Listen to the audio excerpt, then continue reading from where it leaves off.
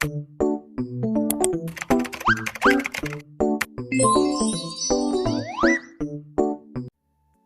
everyone! This is Cristal Ragobrio and welcome to my vlog. So for today's video, I am going to answer questions about reading visual art. So let us start. So question number 1. What is reading in the visual arts? So in the context of visual arts, reading involves the process of recognizing, deciphering, creating, or unraveling meanings behind the various elements of arts. It is an active and creative process since it enables us to thoroughly analyze the various elements seen in the visual arts as well as to utilize our imagination and our interpretation to understand the meaning in the visual text. So, in order to interpret visual art, we rely on our general and specific knowledge, preferences, inclinations, and our personal contexts or individual situations. We also rely on our social and cultural setting to create what we see and to make sense of it. It is important to remember that while reading a visual art, we do not interpret it based on what we really see, but rather based on our personal experiences, life stories, our feelings towards it, and how we perceive it. It's just like putting a part of ourselves through the visual art. So that's what reading means in the context of visual art. Question number 2. Why is reading active and creative?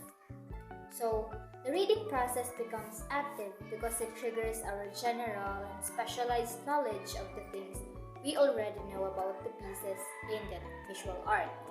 Or it may also simulate our own context and the experiences we've had to help us grasp or understand that particular visual art. Moreover, it is also creative because we employ our vast imagination, our point of view in order for us to understand different meanings in the visual art. Third question. What is the meaning of art as context dependent? So, art is context dependent means that we need to understand based on the context and not based on what we can see at our line of sight.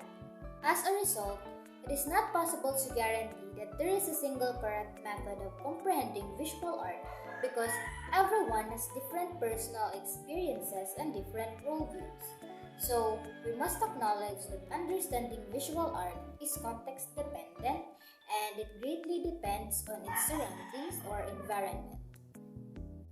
What is your interpretation of the painting with a woman? So now, let us contextually interpret this visual art.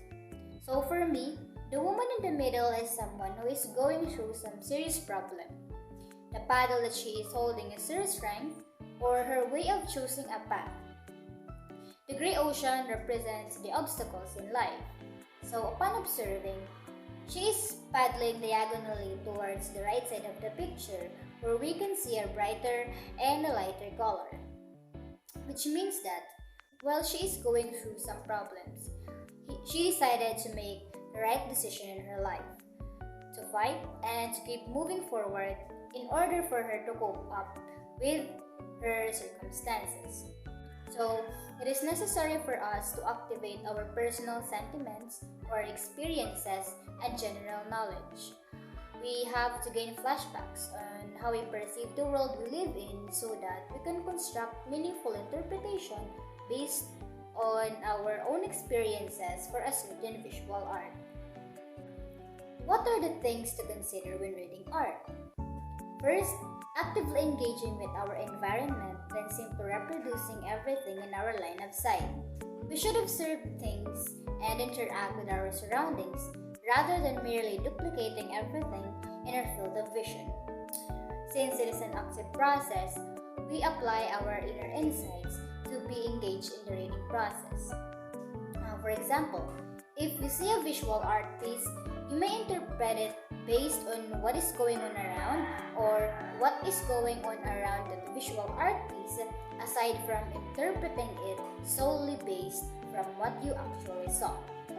Second to consider, things must remain invisible if we are to pay attention attention to other things in view. Art contains numerous elements like text, form, space, movement, and many more. So that's why it is extremely difficult for us to decipher all elements in one go. So what we're going to do is to focus on one particular thing or element first, then afterwards connect it with other elements for us to draw a meaningful insight from it. Third thing to consider is that the extent to which we see. Focus on and pay attention to the world around us. Our emotion affects how we interpret visual arts. When we are feeling depressed at the moment, our perception of that visual art may be influenced by our emotion. When we are happy, we could interpret visual art positively. However, while analyzing or reading visual art, it's crucial to take into account not just our feelings and viewpoints, but also the context of the work. For example, me and my friends went to our school and we saw an interesting painting. So I need to evaluate the situation around me. Is everyone joyful at that time, or are they all experiencing something quite different? So there is a need for us to know what is occurring in the world around us to help better understand what the artist of the painting is trying to convey.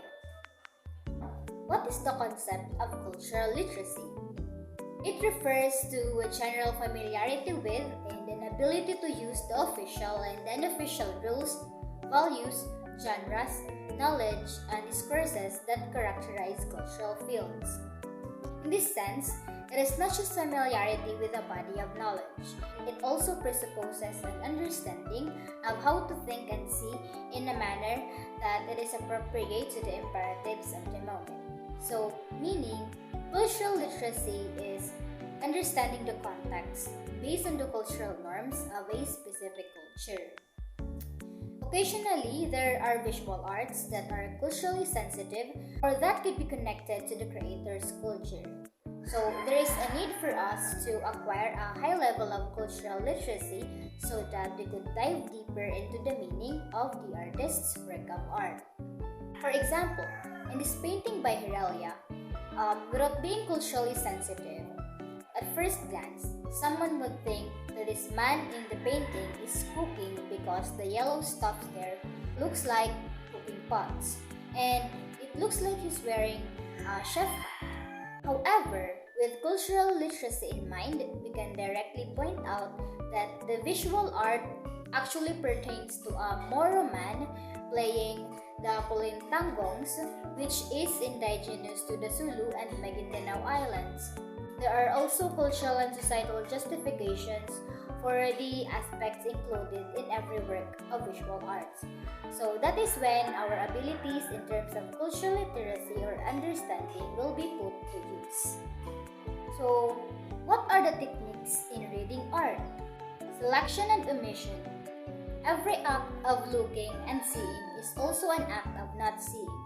Whenever we see an art, we do not entirely look at every element there. It is very common for us to disregard other elements and we tend to focus on a single element only. So, selection of details and omission of others helps to constitute and make the visual. Paying attention to and focusing on something, the viewers effectively construct a frame around the scene. So, meaning, you have one frame of understanding into it. So, for instance, this poster about mental health. I centered my attention to the drawing of a head and brain, the color green, and the text, mental health matters. So, applying selection and omission, I will now omit the other elements, and then I will focus more on the text, mental health matters. And if I were to interpret that one, it will genuinely communicate significant message to me, which is to take care of my mental health because it matters. And it also affects my overall well-being. So, selection and omission can be productive in two ways. First one, it suggests a set of relationships between and stories about different aspects. Second, it establishes a hierarchy with regards to the potentially visible.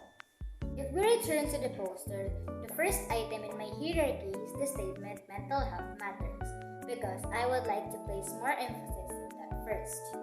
Then next, the image of a head and brain comes in second. And finally, the drawing of a person sleeping safe and sound comes in third in my hierarchy. So, after completing this hierarchy and giving each of these elements in the hierarchy an interpretation, I may now move on to evaluation, wherein I will determine the meaning of each and every element contained in the visual art. Technique is that dissecting first all the elements present before drawing significant conclusions from each one. Eighth question. What is the concept of seeing in time and motion? This involves elements that facilitates uniting the world to make text. There are 7 elements that we need to consider when reading visual arts or visual texts. So the first one is color. So we have the psychology of color, which is the study of how colors affects perception and behavior, and that every color represents a specific meaning. Like for example, red represents love and excitement, orange represents confidence and success. So we need to understand each colors that are present in the visual text so that we'll be able to contribute to a deeper understanding to the holistic perspective of a multimedia text. We also need to consider the shape or how it is framed. How are the shapes used in a given visual art or text? Third, we have movement. This now involves gestures such as body movements, change in position, or maybe the rest of the images involved in the text that suggest movements needs to be considered as well. So texture. Texture refers to how something feels, including its appearance and consistency. Texture of the image used in a visual art may also have meaning, usually described as smooth or rough, soft or hard. So we have distance. So the psychological separation and gaps between the elements in an artwork may suggest meaning as well. Lastly is the lighting, which makes the image appear to jump off the canvas, and it gives a scene of a three-dimensional feel. Lighting can also highlight the background, atmosphere, and shadows. So, all of these elements need to be considered as well because they contribute to the holistic meaning of a visual art. Last but not the least, explain text, sign, and intertextuality. Text is the name of a group of signs. Text is collections of signs that are organized in a particular way to make meaning. So, in literary theory, a text is any object that can be read, whether this object is a work of literature, a street sign, an arrangement of buildings in a city, or styles of clothing. Text is a coherent set of signs that transmit some kind of informative message. This set of signs is considered in terms of the informative message content rather than in the terms of physical form or the medium in which it is presented. Next is signs. Signs are anything that is treated as a meaningful part of a unit that is a text. So, sign is anything that communicates meaning, and these signs interplay or interrelate with one another so that they could produce a meaning for the text. So, intertextuality is when there is a use of other text to create new text. The concept of intertextuality is a literary theory stating that all works of literature are derivation or have been influenced by a previous work of literature. Intertextuality is the term for how the meaning of one text changes when we relate it to another. So, for example, the main plot lines of Disney's The Lion King is a take on Shakespeare's Hamlet. So, the notion that every work of art is composed of pieces of other works that operates as a silent foundation of world-class references, consciousness, or not belongs to the concept of intertextuality. Okay guys, so I hope you learned a lot. That's all for today. Thanks for watching. Bye!